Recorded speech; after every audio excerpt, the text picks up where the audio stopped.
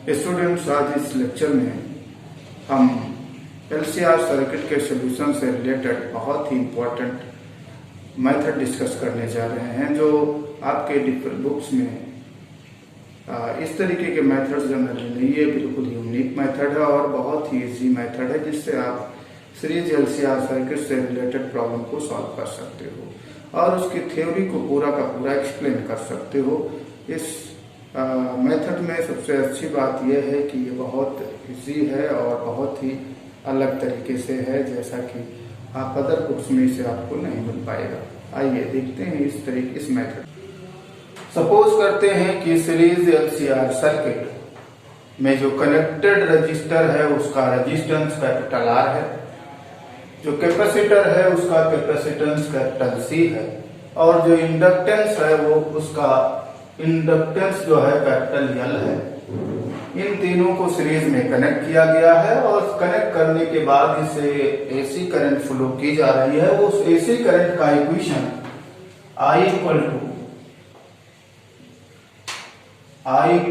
I not sine omega T.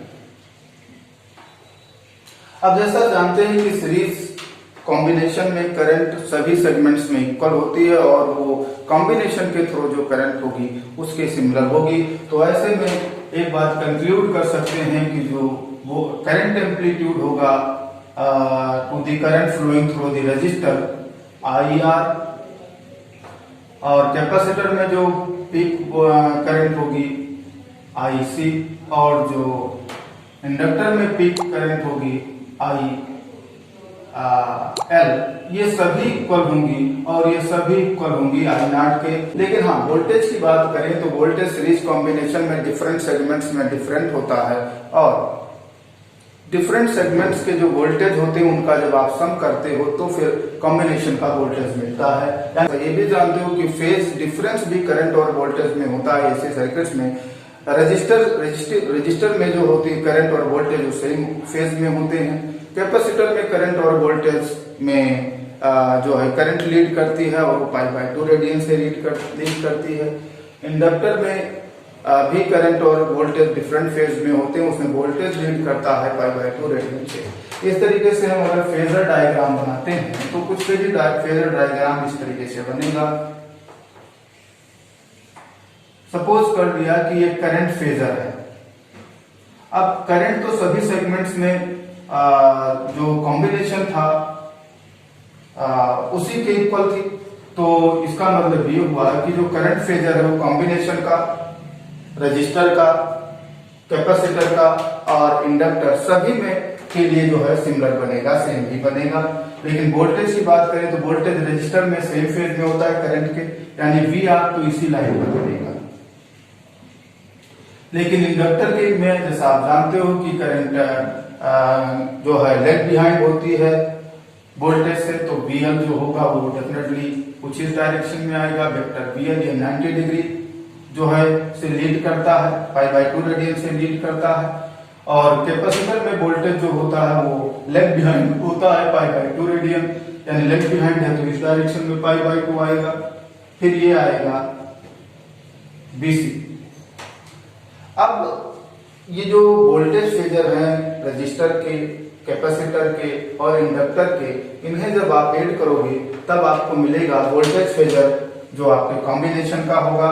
यानी कि अगर हम कॉम्बिनेशन का वोल्टेज फेजर चाहते हैं तो वेक्टर V0 जो होगा that will be equal to vector VR plus vector VL plus vector VC। अब जैसा आप देखें वेक्टर VR तो x एक्सिस के अलॉन्ग है और VL जो है पॉजिटिव y एक्सिस के अलॉन्ग है और BC माइनस y एक्सिस के अलॉन्ग है। तो ऐसे में वेक्टर V0 जो हम लिखेंगे वो आ रहा है BR इज VR I का प्लस BL जो होगा वो प्लस BL J का माइनस BC J का, क्योंकि BC नेगेटिव y डायरेक्शन में है तो इसी के साथ माइनस J का पाएगा। BL पॉजिटिव y डायरेक्शन में है तो प्लस J का, और VR प्लस x डायरेक्शन में है तो उसके साथ प्लस I का पाएगा। इस तरीके से जो बी नॉट की वैल्यू हमें अटेन हो रही है वेक्टर बी नॉट, वो इक्वल होगी B R I cap plus B L minus B C J cap. तो यहां से बी नॉट का जो मैग्नीट्यूड होगा, voltage amplitude across the series combination जो होगा वो equal to under root V R square plus B L minus B C इसका होल स्क्वायर। ये एक इंपॉर्टेंट फार्मूला मिल गया हमें जो सीरीज कॉम्बिनेशन के लिए यूज होगा। अगर हमें वोल्टेज एम्पलीट्यूड फाइंड करना है across the series LCR circuit तो हमें इस फार्मूले को अप्लाई करना होगा।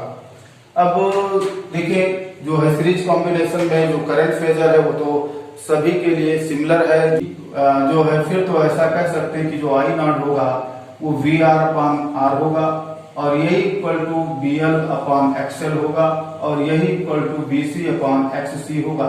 लेकिन हाँ, ये कॉम्बिनेशन की अगर बात करें तो कॉम्बिनेशन के अक्रॉस जो पोटेंशियल वोल्टेज है वो वी नॉट में लिख रहा हूं, तो फिर अगर बी नॉट तो फिर अपॉन में क्या लिखेंगे, तभी से जेड लिखा जाएगा। जेड को कहा जाता है impedance of series LCR circuit.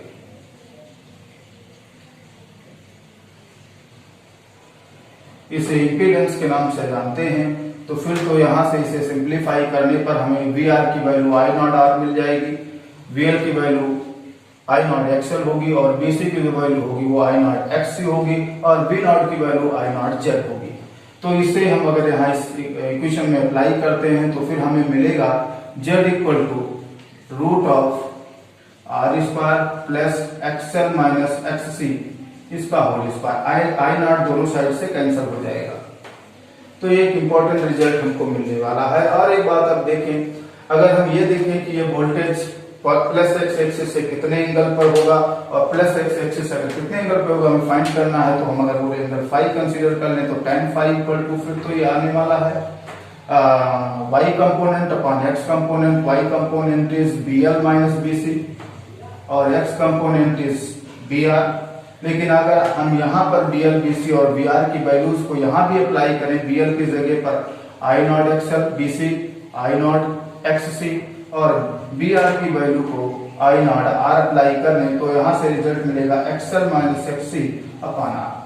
तो इस फॉर्मूले का यूज करके आप ये फाइंड कर सकते हो कि वोल्टेज जो करंट है वो कितने वोल्टेज करंट को लीड करेगा, जो है कितने से लीड करेगा वो आप फाइंड आउट कर सकते हो इस फॉर्मूले को अप्लाई करके। कॉम्बिनेशन के वोल्टेज फिजिकल में है क्या, बी आर बी एल और बी सी का सम है। तो बी सी और बी एल का सम जो होगा वो अपोजिट डायरेक्शन में होने की वजह से यह आएगा, यह है B L minus B C और B L minus B C और इसका जो बी आर का सम आएगा हम पैरेललोग्राम मेथड से ड्रॉ कर सकते हैं। तो फिर इस तरीके से बनेगा।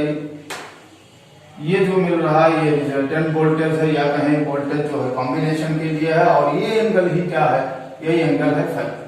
अब आप देखें हमें जो इम्पोर्टेंट रिजल्ट से सीरीज एलसीआर सर्किट के लिए मिल रहे हैं वो एक तो ये मिल रहा है कि जो voltage amplitude across the series combination होगा वो under root V R square plus B L minus B C इसका होल स्क्वायर। और दूसरा रिलेशन बहुत इंपॉर्टेंट है, वो करंट एम्पलीट्यूड जो होगा वो वी आर अपॉन आर और इसे आप ऐसे भी लिख सकते हो वी एल अपॉन एक्सएल और वी सी अपॉन एक्स सी और कॉम्बिनेशन के लिए अगर लिखते हो तो वी नॉट अपॉन जेड। तो ये भी एक इंपॉर्टेंट रिजल्ट है। नेक्स्ट आपको इंपॉर्टेंट रिजल्ट मिला कि जो कॉम्बिनेशन का जो इम्पीडेंस होगा जेड की वैल्यू जो होगी वो root of R square plus XL minus X C इसका होल स्क्वायर होगी। हाँ, यहाँ पर एक्सएल और एक्स सी आप इंडिविजुअली जब एल सर्किट सी सर्किट ये पढ़ रहे थे तो वहां पर आप पढ़ चुके हो। एक्सएल की जो वैल्यू होगी वो होगी ओमेगा एल एंड एक्स सी की जो वैल्यू होगी वो 1 अपॉन ओमेगा सी होगी। और एक रिजल्ट अभी आपने और पढ़ा वो ये है कि tan फाई इक्वल टू जो आ रहा है वो आ रहा है एक्सएल माइनस एक्स सी और अपॉन में कैपिटल आर या फिर एक इसे ऐसा भी लिख सकते हो B L minus B C और अपॉन में बी आर। तो ये फार्मूले अभी आप सीरीज एलसीआर सर्किट के लिए आप पढ़ चुके हैं। अब नेक्स्ट देखें, इसमें कुछ इंपॉर्टेंट केसेस हैं। तो एक इंपॉर्टेंट, बहुत इंपॉर्टेंट केस है, एक केस ऐसा है तो उसे कहा जाता है रिजोनेंस। अब रिजोनेंस क्या होगा, कब, कौन से सिचुएशन को रिजोनेंस कहेंगे? एक स्पेशल केस है जब आप कंसीडर करें कि बीएल और बीसी दोनों इक्वल होंगे या फिर एक्सएल और एक्ससी दोनों इक्वल होंगे। ठीक, for XL equal to XC और बीएल इक्वल टू बीसी। इस केस के लिए आप देखें तो एक इंपॉर्टेंट पॉइंट्स आपको मिल रहा है कि फिर तो जो tan फाई होगा वो 0 हो जाएगा, और अगर tan फाई 0 हुआ तो फेज डिफरेंस जो होगा बिटवीन वोल्टेज एंड करंट, वो दोनों दोनों के बिटवीन फेज डिफरेंस 0 हो जाएगा, यानी वोल्टेज और करंट दोनों सेम फेज में होंगे। It implies that voltage and current will be in same phase। फिर तो ये दोनों सेम फेज में होंगे, जो फेज करंट का होगा वही करंट फेज वोल्टेज का भी होगा, तो फेज डिफरेंस 0 हो जाएगा। अगर फेज डिफरेंस 0 हुआ तो ऐसे सिचुएशन में जेड की वैल्यू को जरा देखें। देयरफॉर जेड जो होगा, Z attains their minimum value. जो जेड है वो अपनी मिनिमम वैल्यू को अटेन कर लेगा। अगर मिनिमम वैल्यू की बात करें तो जेड मिनिमम होगा कितना, रूट ऑफ, जैसा आप देख रहे थे R square plus XL minus XC का होल स्क्वायर था।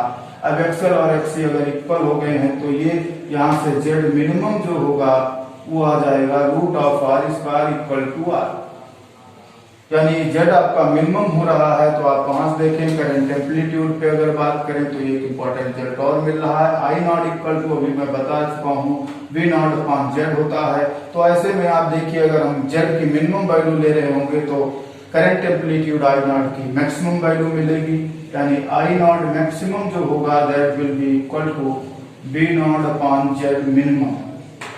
फिर तो ये आई नॉट मैक्सिमम जो होगा वो equal to B naught upon R होगा, यानी करंट एम्पलीट्यूड मैक्सिमम वैल्यू को अटेन कर लेगी।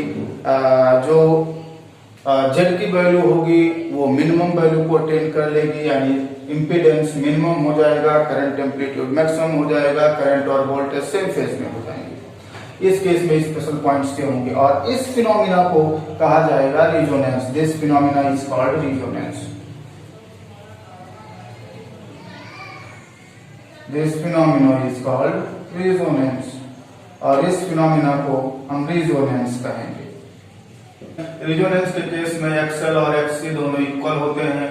तो एक्सएल जो होता है वो ओमेगा एल होता है, लेकिन ये स्पेशल एंगुलर फ्रीक्वेंसी के लिए होगा, उसे अगर हम ओमेगा नॉट लिख रहे हैं तो ओमेगा नॉट एल, और ये equal to 1 upon omega naught C होगा। फिर तो यहाँ से omega naught equal to root of 1 upon L C हो जाएगा, यानी ये एक इंपॉर्टेंट पॉइंट्स आपको मिल रहा है। इसे रिजोनेटिंग एंगुलर फ्रीक्वेंसी कहा जाएगा, और ये वैल्यू है। अगर हम फ्रीक्वेंसी पर जाते हैं तो फ्रीक्वेंसी जैसा आप जानते हो कि नेक्स्ट पॉइंट है न्यू नॉट इक्वल टू, तो ये होता है ओमेगा नॉट अपॉन 2 पाई।